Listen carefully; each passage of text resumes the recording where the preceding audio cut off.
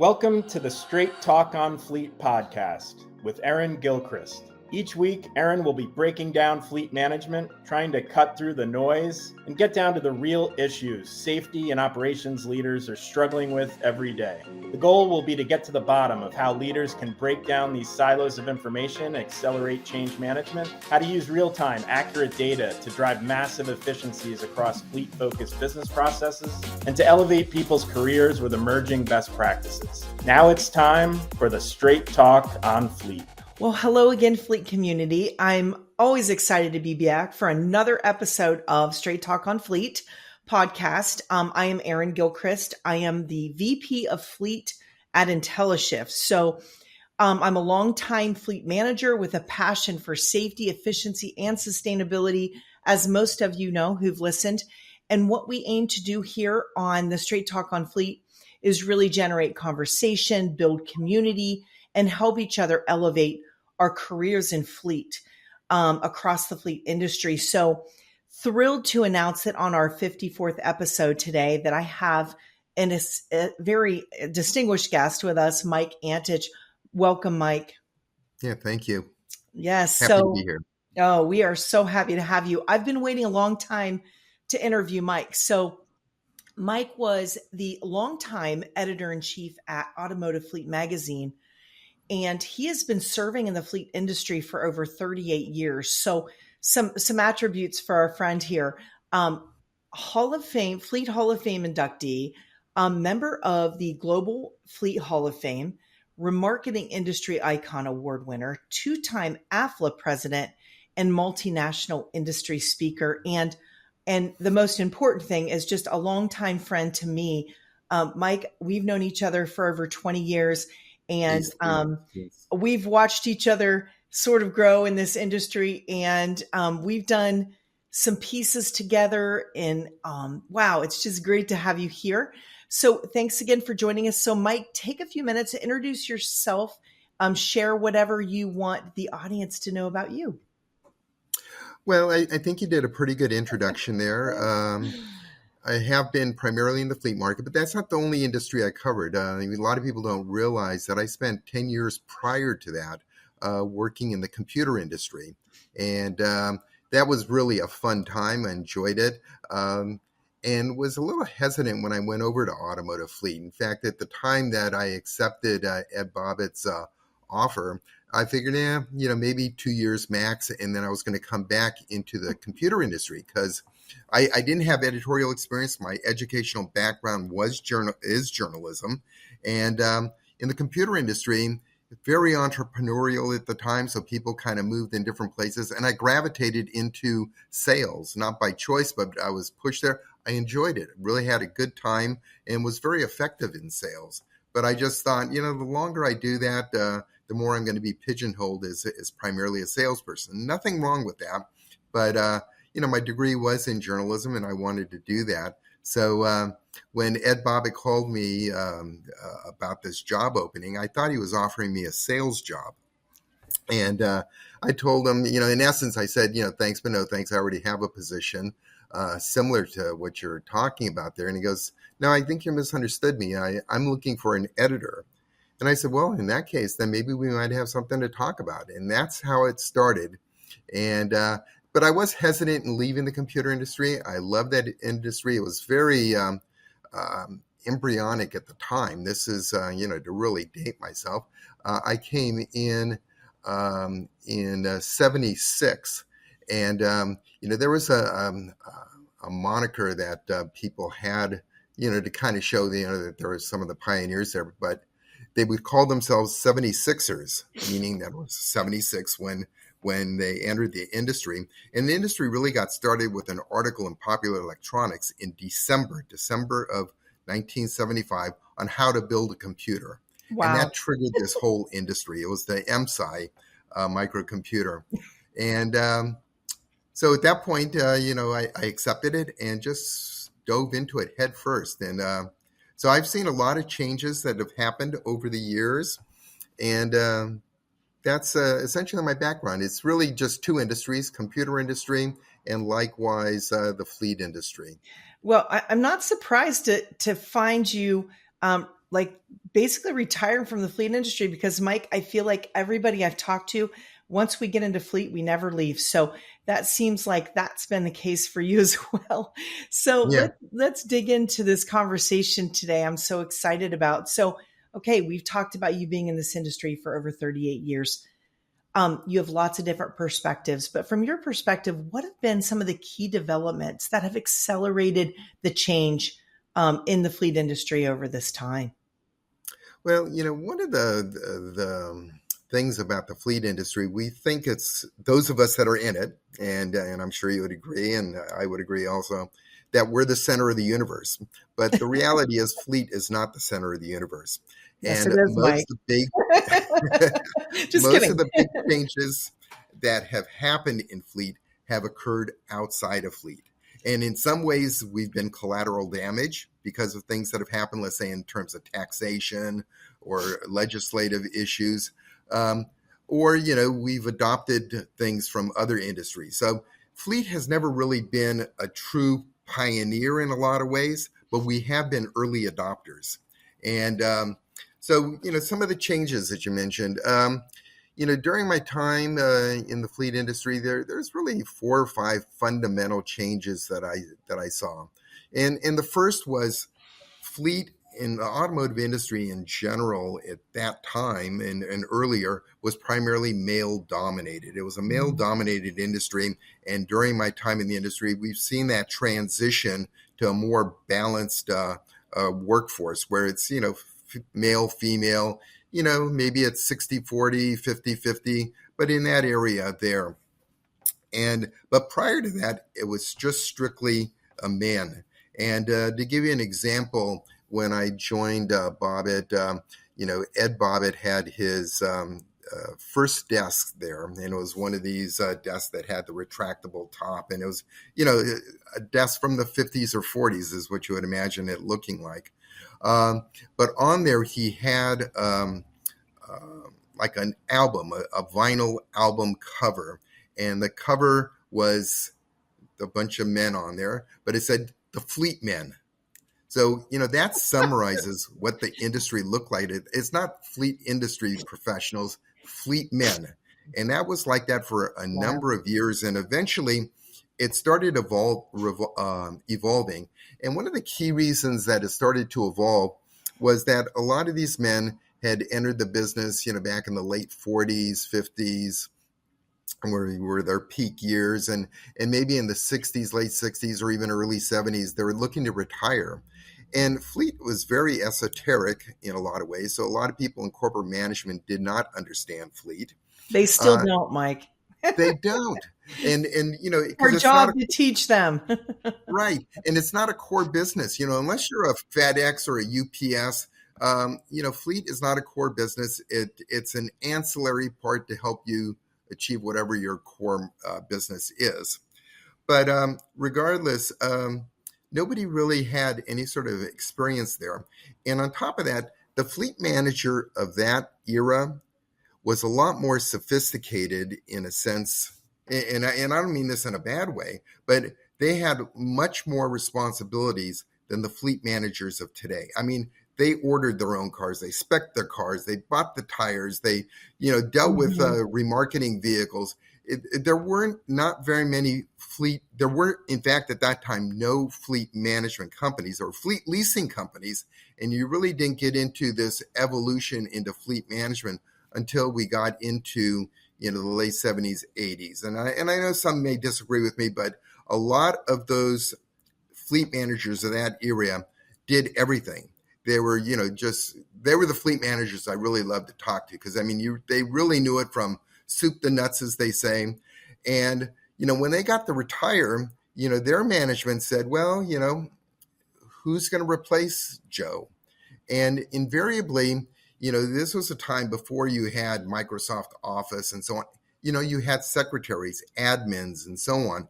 And, but they knew the business. They learned the business by working with the fleet manager that was present there. Invariably, these admin were female.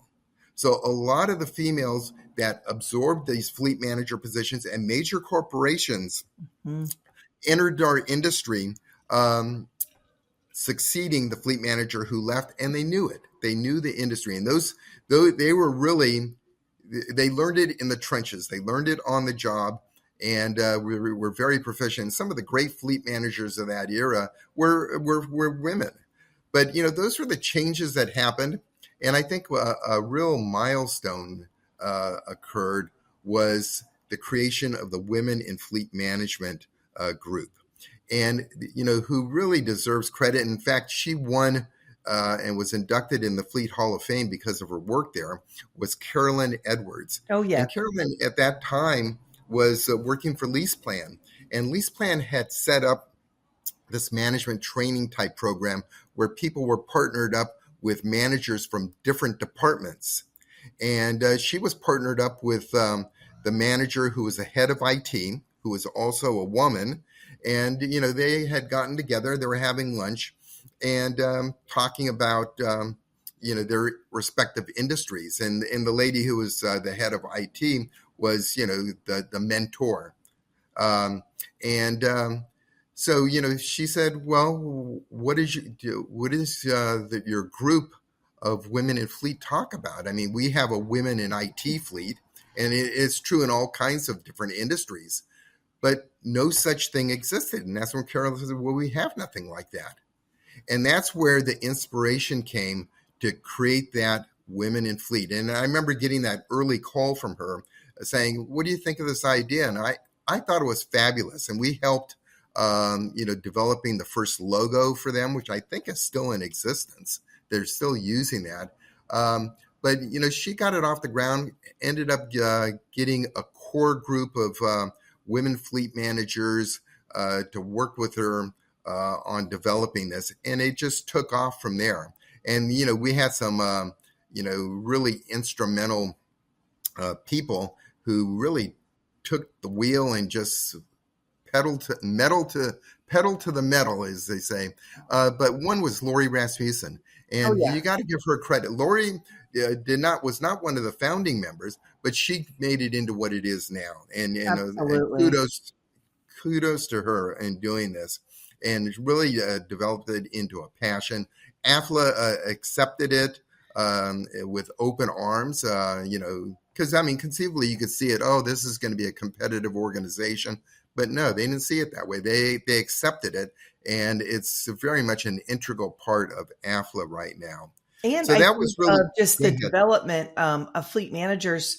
These women in this group, I've been in this group a long time now, and it's really not only helped me network with other fleet managers that look like me, right? Women fleet managers, but this opportunity to be a mentee and a mentor. I was a mentee to start, and now I'm a mentor, and it's such a great opportunity to be able to help other women, realize their potential in fleet management and beyond. So what a great organization. True. That's very true. And it's just, and that's where, this whole, dichotomy between men, women, and fleet, it's disappeared. It really has. And it's a universal type organization, but it wasn't always like that. It was male dominated, as I mentioned. So, one of the other things that witnessed in terms of, having some pretty dramatic changes in terms of how the industry was then and what it evolved to now. And one of this was this increased adoption of outsourcing agreements. As I mentioned earlier, these fleet managers of yesteryear, the fleet managers of the 50s and 60s, they did everything internally. But what ended up happening was there started to be adoption of outsourcing agreements from other industries. And it was being adopted in fleet organizations. But, really where the pioneer in that area was Pitney Bowes.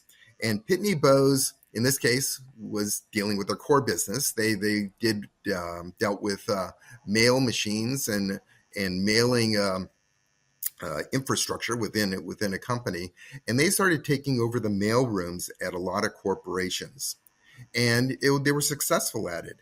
And at that point, other departments were being asked to investigate this, one of which was fleet. So you saw, outsourcing agreements coming into the fleet industry. Now, many of the fleet managers, and I was there at this time, many of the fleet managers were very concerned about it. They thought this was a threat to their profession. They thought that not only was workload being outsourced, but they thought that eventually they too could be outsourced. And there was a big concern about it. And I remember NAFA had this meeting. It wasn't on the schedule, but it was because of this widespread concern among fleet managers. They had a special meeting among fleet managers, and I think it was probably around the time of when the expo was taking place, because that would run outside of the sessions. But they had a special meeting. I went there, and I did not even hear about it. It was all word of mouth, and Ed Bobit had mentioned it to me, and we said we ought to go cover that and see what they're talking about. When I went there, this was an auditorium-sized room. It was shoulder-to-shoulder fleet managers. I had never, and I've been to a lot of sessions within NAFA, other organizations, but never did I experience something like that. And it was just like, you're struck by it. And this was a nerve that was being pinched.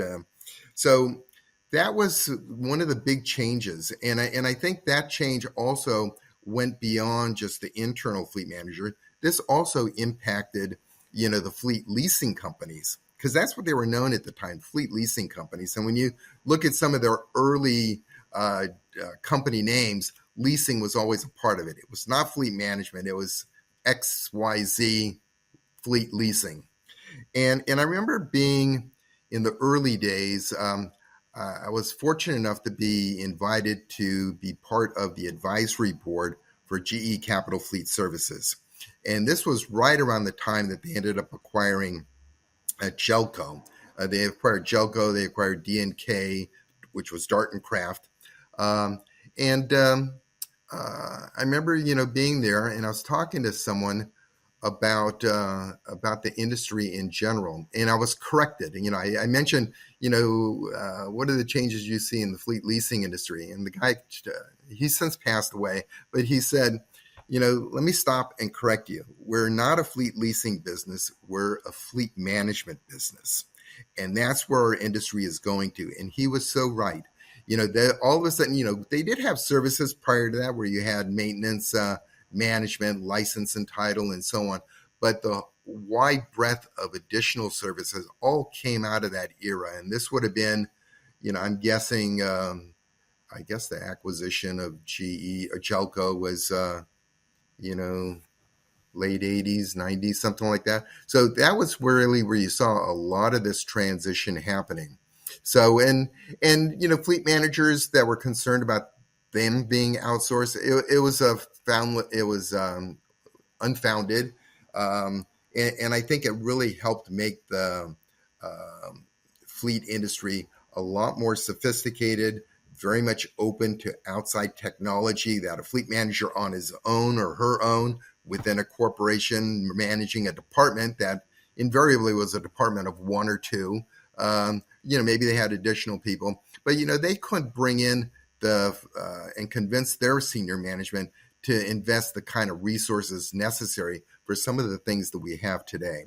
And it was really a blessing. And, the fleet management companies, as we know today, all kind of grew out of that. They were originally fleet leasing companies. You had companies such as Wheels that was around since the 30s and so on.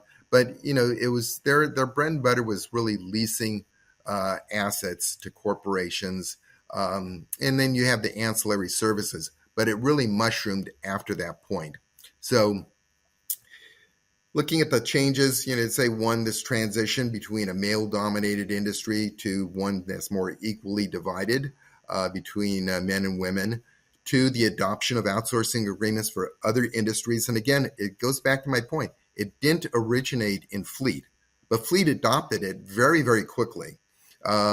It actually came out of outsourcing. Another area that was among the early outsourced departments was pioneered by IBM, because a lot of these companies had large mainframe computers. This was even prior to the proliferation of desktop computers. They had large mainframe computers, and a lot of companies didn't have the internal resources. what better thing to do than to outsource the maintenance and operation of those mainframe computers? So it's really the mailrooms, the IT departments that really kind of pioneered this outsourcing trend in corporate America. But Fleet adopted it very quickly, and I think it's a much better industry as a result of that. So, other things that that were happening in this time, and again, this would have been in the 90s or so, was this whole influence of procurement. As I mentioned earlier, fleets of that era, that's what they did. There were fleet departments. They bought and sold their vehicles on their own, working with individual dealers. And that was another big segment in the industry that's kind of dwindled. But, these fleet managers would be dealing with the dealers, buying vehicles and having them shipped around the country to their drivers if they were a nationally dispersed fleet. So what was happening simultaneously with that is the procurement and outsourcing departments within companies were starting to grow. And I wrote an article on this, and if you can research it on the web, but it was the emergence of strategic sourcing. And it's kind of like a buzzword now, but back then, strategic sourcing was a major trend that was occurring in corporate America, and Fleet was kind of getting wrapped up into that. And it had already happened in Europe. In that time frame, when you looked at European fleet managers who were managing fleets, invariably they reported up through procurement. So that whole area there was a major change in the industry. And, and again, it had some consternation among longtime fleet managers. Again, they saw that as a potential threat. Suppliers, they saw, what used to be relationship selling with the advent of strategic sourcing, it was more of a commodity type selling. And that was kind of a major adjustment that was going on at the time. Some of that was overblown in terms of its concerns and so on. But prior to that, prior to the emergence of procurement strategic sourcing, fleet managers were the kings and queens of their realm. And they were the ones that, the fleet suppliers would be going to cut these deals. Now, all of a sudden, you had these sourcing committees, procurement committees that were coming into play. And it was, instead of an individual decision based on a relationship that you might have had a long time with a fleet manager, now it was done through a committee. And that was a big change that was happening in the industry. And that did not happen overnight. These were, things that were evolving over the decade. So, as I mentioned, in the very beginning, Fleet isn't the center of the universe, but it is managing assets for a corporation. So needless to say, the biggest changes that have happened have been as a result of changes in legislation or tax. And if there are changes in tax code, it has a ramification, on the industry. And, a good example of that would be, when you look at the 1986 Tax Reform Act, one of the big things that was changed and eliminated from the tax code was what was called the investment tax credit. And when that happened, it led to a wholesale consolidation within the fleet leasing industry. And the reason for that is, a lot of people may not realize, but in the 70s and 80s, some of the big parent companies of fleet leasing companies were companies like PepsiCo. PepsiCo had its own leasing company. The other one was Xerox. Xerox had, was a fleet client, but they also created a leasing company, LMV Leasing. And then you had Dart and Craft, which created D&K or Dart and Craft Leasing. Those were all major leasing companies, and if you ranked them, they would definitely be within the top 5 to 6, leasing companies nationally at that time. Jelco being number one, at that time, Wheels, so on. But the whole point of the investment, why did Pepsi and Xerox and D&K want to get into the fleet leasing business? They got into it because they had very strong cash flows and they wanted to minimize their tax liability. So they bought into and created leasing companies to take advantage of the investment tax credit. So life was fine when that was going on. But once that occurred, these companies and the investment tax credit was eliminated, internally within companies such as, the Xerox, Pepsi, D&K, they're asking, well, tell me again, why are we in the fleet leasing business? Especially now that the investment tax credit has disappeared. So at that point, you had a lot of sellers out there, companies looking to divest those leasing companies that they owned. Simultaneous with that, you had a decision by General Electric to get into the fleet leasing business. And so you had willing sellers and a willing buyer with very deep pockets that got into this. And that resulted in a wholesale consolidation in the fleet leasing business. I would get into work, and it wasn't just in the U.S. This was happening globally. So, you get in and, it was like every month was a couple different acquisitions that were happening, and it was just nonstop. And then, GE made some major acquisitions. They bought D&K, and then they bought Jelco, which were, within the top 5, Jelco being number 1 in terms of total vehicles in the portfolio. And that's what really launched GE, and that was the reason why their corporate headquarters was in Eden Prairie, because they simply took over the Jelco building. So that was a huge change that happened there. And, and I've got mixed feelings about that change. GE's no longer in this business, in the fleet business. And the reason for that, again, it goes back to often being collateral damage, in the fleet industry. Because when GE was really at its apex and they were all part of the GE Capital organization, it was a huge cash cow. And GE as a business was kind of in mostly industrial type businesses. So cyclical, it would move with the economy. There'd be boom times, then they'd go down and so on. But a GE Capital was just like a steady flow of revenue that was coming through there. And that helped equalize the General Electric business. But when we had the financial crisis, 2008, I believe, the government decided that one way to eliminate that was to declare certain companies to be too large to fail, or banks to be too large to fail. And GE Capital was one of those entities that was declared by the government. So this would have been during the Obama administration, as saying that it's too big to fail, and you need to have all of these things in place to prevent it from failing. And I remember, again, I was a long-time GE client advisory member, and one of the presentations was one of the key VPs at GE Capital. So someone outside of fleet, but he was explaining what they had to do. And it was just, your jaw dropped. I mean, in order to be in compliance, it required, I think they had a staff, and I'm going on memory now. So, but humongous staffs and humongous budgets in order to just simply stay in compliance. They weren't adding any revenue to the company. They were just simply keeping it in compliance. And at that point, the decision was made, do we want to be in this industry? And slowly, little by little, businesses at GE Capital were being spun off and sold.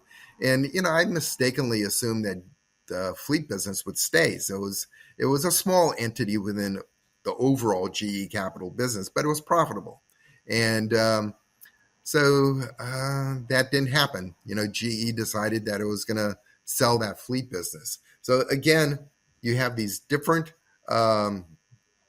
changes that are happening because of outside events that are occurring. Other big events was, Truth and Mileage Act. That was a huge issue. That was back in the mid 80s. And, you're kind of I'm kind of embarrassed or even a little ashamed of what was going on in the fleet industry at that time. And I heard stories where, fleet, what they would call them clockers, the people that would spin back the odometer. So, fleet cars, would be averaging 20,000, miles per year. You keep them in service for 3 years, 4 years. And it was a different quality build at that time. But, rather than these out of service vehicles being, and fleet industry wasn't involved in it. It was the other side, the wholesale side of the business. And they clock them. They roll back the odometers. And so you thought you're buying a 20,000 mile car, but reality is, it's maybe a 70,000 mile car. And you go, oh, well, this is a great car. All of a sudden it's developing catastrophic issues 20,000 miles later. So it's reality 90,000. And you're thinking it's just a 40,000 mile vehicle. And my theory is, I think that whole practice at that time, and it was widespread. I didn't believe it at first, but it was widespread. And I talked to a number of people on that, and certain remarketers came into the business to clean that up. And I was on the client advisory board for Anglo American. And, some of these stories that came out of, what they were reporting, and they were trying to cater just strictly to the corporate fleet market. So it was really necessary for them to have transparency in the kinds of products that they were selling to those users. But getting back to my point, I really think that widespread practice there really, it was a main contributor to this whole image that American-made vehicles had lower quality. Well, because you were thinking that you're driving a 40,000 mile vehicle. In reality, it's 90,000. So, that was creating that negative impression. So the Truth and Mileage Act really required that the industry clean up its act. You're selling vehicles as is. You have to have odometer readings or odometer certifications on this. And I think it made the industry for the better.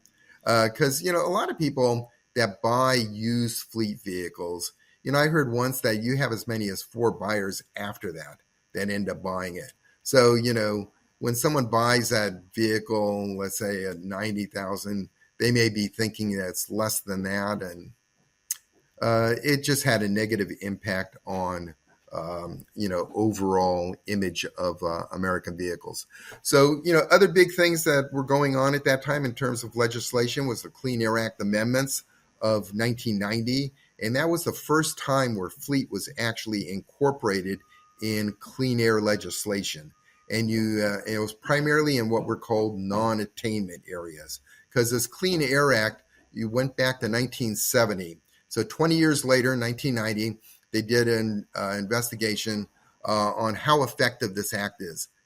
Are we really reducing pollution as much as we think?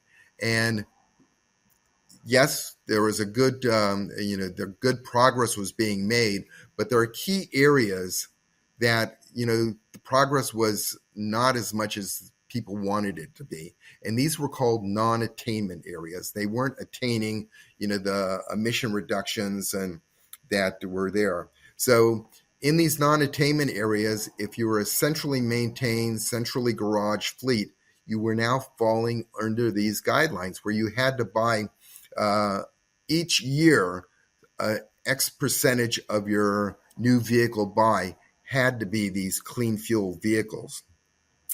And, there was a major change that was happening in the industry, but, it never really came to fruition because the infrastructure was not there to accommodate the purchase of these alt fuel vehicles.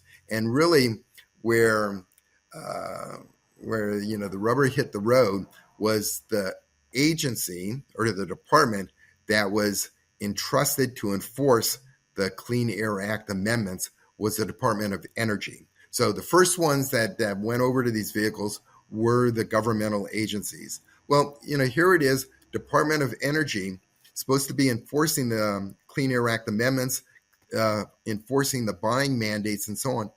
They couldn't meet it themselves. And, so here it is, the overseeing agency unable to meet the mandates that, that were being required on other companies and agencies. So eventually that just kind of petered out. And you heard less and less about that as the years went on. And, another big legislation was, kind of complementary to that was the National Energy Act of 1992. And the same kind of thing, it did have mandates in there that required the purchase of alt-fuel vehicles. So, and then today you have the government mandates that phase out internal combustion engines, towards clean energy. But again, the traction is difficult, and they're not being able to buy the full volume of vehicles that they want. And my feeling about with electric vehicles, I thought the number one flaw there, everybody talks about infrastructure. Yes, that's extremely important. But in order for that to become a viable entity, you really needed to develop a used car market for used EVs. And that's where, you had difficulty with that. The auction industry was not prepared at the time that this came out to handle that. And someone along the lines is going to be buying vehicles with batteries that are going to need to be replaced. And usually the people that are buying used fleet vehicles are people that, are invariably subprime buyers, people that might be living paycheck to paycheck. And they're buying from these buy here, pay here type lots. And so what ends up happening is that, if there is some sort of a catastrophic failure on those types of vehicles, people walk away from them. And I know in talk, because one of the industries that I was very involved with was the remarketing industry, because we produced a conference called the Conference of Automotive Remarketing, handled that and developed the agenda. But when I would talk to these buy here, pay here dealers, they were scared to death of these EV mandates on the used car side, because their feeling was, the minute someone buys that vehicle from them, and they're usually buying it on some kind of installment payment plan, something catastrophic happens, or if they need to go through the expense for a brand new battery, people are just going to walk away from it. And that's not just with EVs, but same thing if you buy if a buyer buys a vehicle, blows a cylinder head or something, big expense. People have a tendency; those buyers have a tendency to walk away from it. So those are some of the key things there. But so legislation, tax changes. In fact, this whole industry was developed by a tax law back in the 1950s. It was called Swift-Dodge versus the IRS. And that's what allowed for leasing to be off balance sheet. And so that was really the legislation that allowed the creation of open-end leases. And most of the cars in the U.S. fleet industry are open-end leases. Europe, it's a different story, primarily closed-end. But so those were the key changes up to that point. And then what started happening is, as we started getting into, the late 80s, at this point, you had these large, what they were calling database warehouses. And it was where you take all of the individual databases within a large company, like a fleet management company.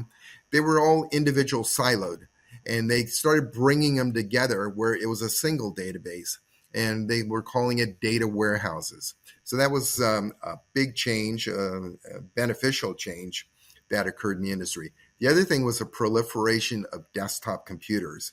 I mean, prior to this, I would talk to some of the old-time fleet managers, and they would actually track their fleets with these Rolodex cards. and they would be handwriting all this stuff. That all changed with the introduction of the desktop computers that just proliferated throughout the industry. So much great information about what has transpired in the fleet industry. And I think the few things that stuck out to me really were, being a woman in fleet and seeing the emergence of more people like me. Certainly the legislation changes. I remember when I started in my fleet role, I started looking through these lease contracts. You talked about fleet leasing. And what I noticed is I started my role in 2004 in fleet, and some of these agreements were dated back to 1988, 89. So the first thing I did was like, okay, let's revamp everything. Let's turn over every apple cart. So I started looking at this idea of consolidated services and how could I take what then was a department of two, and I knew we were growing rapidly and we were going to double and triple and quadruple in size, which we did. I think when I started, we had about 2,300 vehicles. And when I left, we had, almost 10,000. So, and that went up and down over time, looking at different ways to optimize the fleet and working with those different partners in the industry. So all really good things. So, we've talked a lot about what happened and some of the big influences on what has transformed fleet management over the years and fleets over the years. So, technology being huge and continues to be, but let's look forward now into the next decade, so to speak, and tell us what you think or see as sort of the future of the fleet market, maybe giving some examples of what, how those influences might happen. So yeah, take a shot at that. Well, again, fleet is not the center of the universe. What's going to end up happening? I'll disagree with you again. We are the center of the universe, Mike. We let us think that, but you're Okay. right. We're not, but it's fun to think about, especially when so many organizations see these fleets as just cost centers. And we know as fleet leaders and as strategic fleet leaders that we can be revenue generators for our organization. So that is what I've always seen myself as, for sure. Fleet is a profit center. I've written a number of articles in regards to that. But, how are things going to change? Let me give you an anecdote on things. One I would do, I'll give you a couple anecdotes. I would do these 5-year forecasts. So like in 2010, the year of 2010, I'd write an article on what's going to be happening in 2015. And those are all on the websites, and you'll be able to find them. And invariably, I found that, they were pretty much on the mark. And the reason for that is I was fairly conservative in some of those. The ones that I was kind of like, a little out in the wild blue yonder, none of those transpired. And so you're actually comparing what you wrote in 2010 versus what the reality is in 2015. Things didn't change that much. They have, but, those conservative forecasts were the ones that held true. So that's the one point. The other point is, I remember, back before, you had email, what would end up happening is that the people on the East Coast, a lot of managers wore it as a badge of honor that I returned all my calls. And at that time, you would get those pink sheets, written up for you, such and such call, or, Mike Antich gave you a call, give him a call back. And I remember this one fleet manager on the East Coast would always call me, and he liked to work late. And so, at 4:00 my time, 7:00 his, and he had all the time in the world. And, we developed a really great relationship because, there was no pressure on having to finish the call at a certain time, or people interrupting and so on. So, that time, that was the late 90s as we're looking in the 2000s. I asked him, I said, well, what do you see the future being for the vehicles of the 21st century? And he goes, Mike, where are you sitting? I said, in my office. He goes, you got a window? And I go, yeah. And he goes, what is the window overlooking? I said, a parking lot out there. And he goes, look at the cars out there. I go, okay. Those are the cars of the 21st century, because those cars are going to be around for the next 10 to 15 years. And so, you have that, again, that inertia that's going on. Mm-hmm. Now, there are some revolutionary things that happened, like one with the internet. Mm-hmm. Internet was huge. GPS was huge. But, when you look at the GPS, revolution, just created a whole new industry. But when you look at the genesis of those products, they didn't occur in fleet. They didn't even occur in the consumer marketplace. Those were all military projects. So when the internet was developed, when you think about it, that was back in the 60s when they started, when I think ARPANET was the first one that they started doing. The concern there was among the military, because the economy of the United States was much different at that time than it is now. And the economy was more concentrated. So when you thought of steel production in the U.S., you thought of Pittsburgh. When you thought of automobile production, you thought of Detroit. When you thought of rubber production, it was Akron.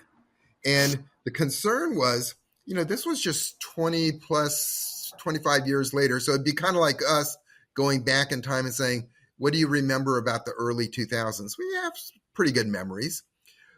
The people of that era went back that same amount of time. What do they remember? They remember Pearl Harbor. And the big concern was that with nuclear weapons, you could take out the entire U.S. steel industry by just simply hitting a city like Pittsburgh. Or you could take out the entire rubber industry by hitting dropping a nuclear bomb on a town like Akron.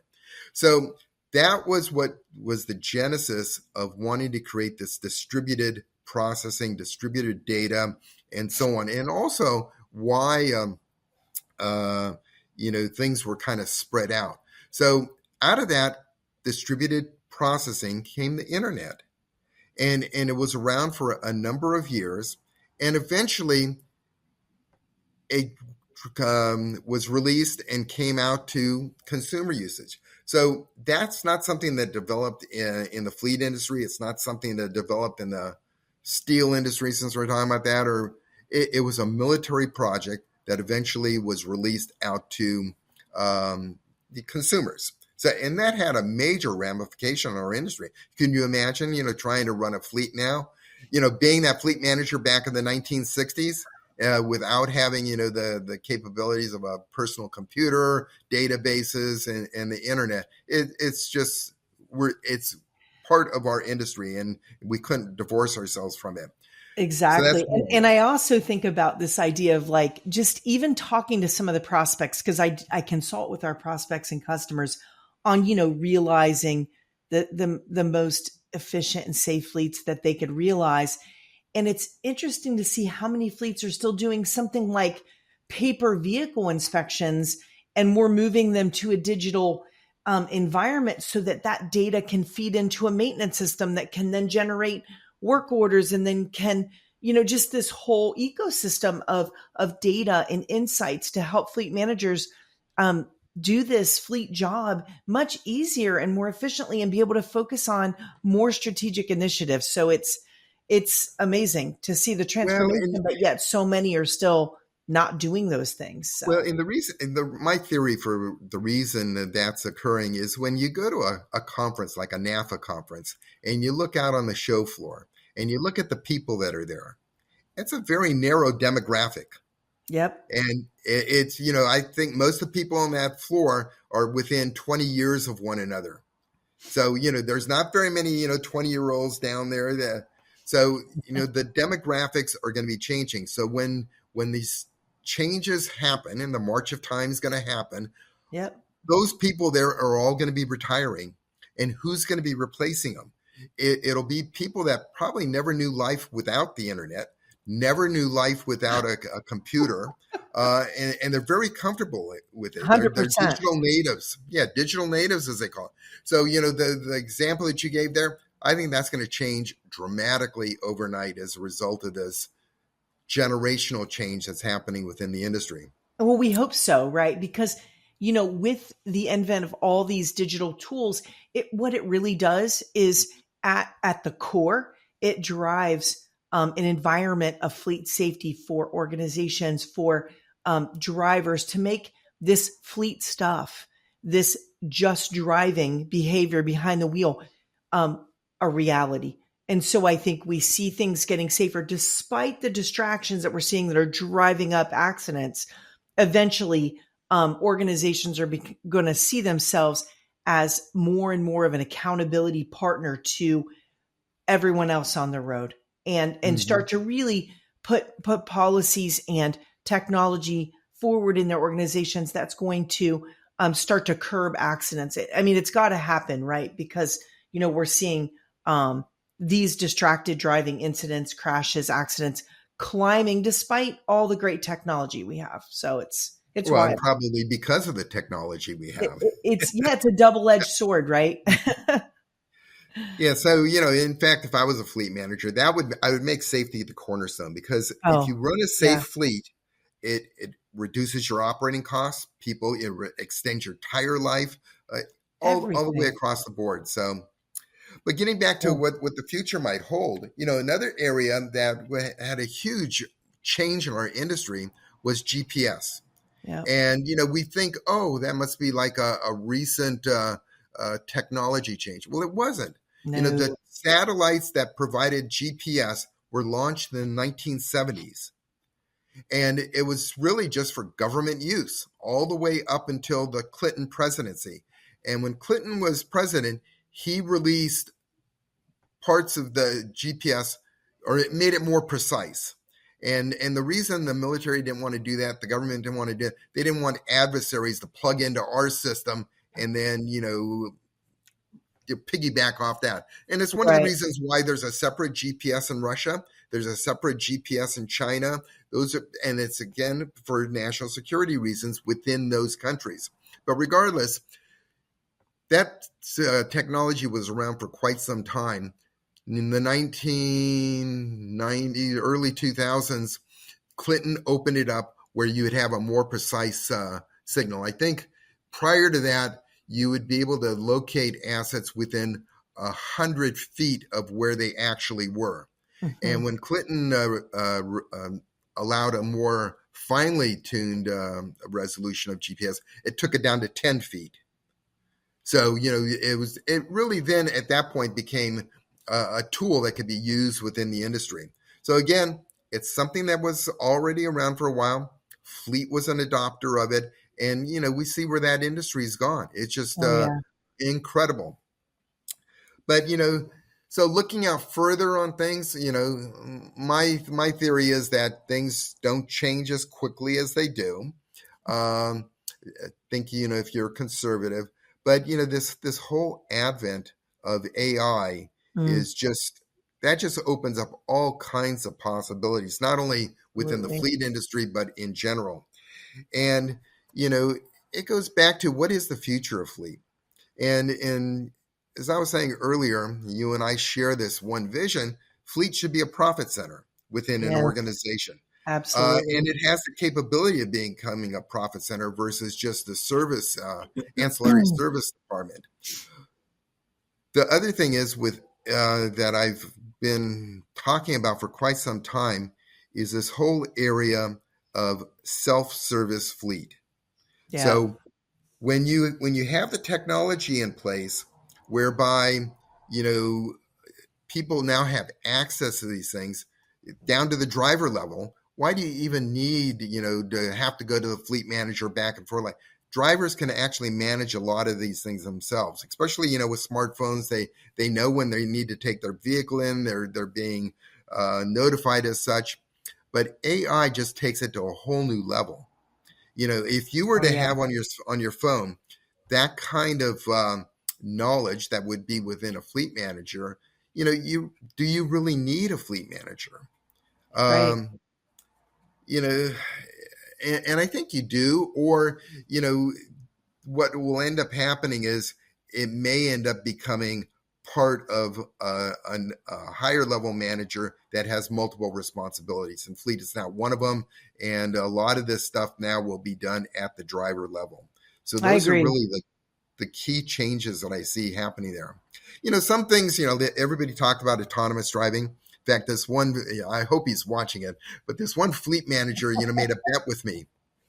And his bet was, this was back, in the early 2000s, whatever. And he was just convinced everything was going to be going to autonomous vehicles. And I said, no, I don't think so. The technology is just not there. It was my supposition. I'm not a technologist, but that was my supposition talking with people. It's just not there, because I bet you a steak dinner. And of course, it didn't happen. And if you're listening, I'm still waiting for my steak dinner. So, okay, well, I'd love to call him out on that. If you're willing to share his name, I might get you that steak dinner. No, I wouldn't want to do that. I mean, who would have thought? We thought we wouldn't be able to put telematics in our vehicles, and then we did. And we thought we wouldn't be able to put cameras in our vehicles because of driver adoption issues and misconceptions, and we're doing that. We're doing it every single day in fleets across the U.S., and we're really helping organizations flip the script on what these devices are doing for them, what they can do for them, and the misconceptions that nobody has time to sit behind a computer and watch videos all day. What they want from this is event-based data that will provide key event data that'll drive trends and help organizations drive down behaviors that are causing accidents, as well as look at what's happening on the roadways, preventing accidents, showing the avoidance data and the avoidance cost when you have this type of technology. So, and the cameras learning as they go, and going from, someone having a drink of water and being able to detect that's okay versus someone actually being on a cell phone and talking or looking at a phone or texting. So there's so much evolution in the AI in this technology going forward. And then AI in general, I just shot a great AI session with Ken Jack, and we talked about sort of the evolution of AI just in organizations as well as for fleets, and so many amazing applications are there and ready, when organizations are ready to adopt them. And there's work to do around that, as there always is with new things, for sure. Mm-hmm. Yeah, it's fun to think about. That's the brave new world that I think we're looking at.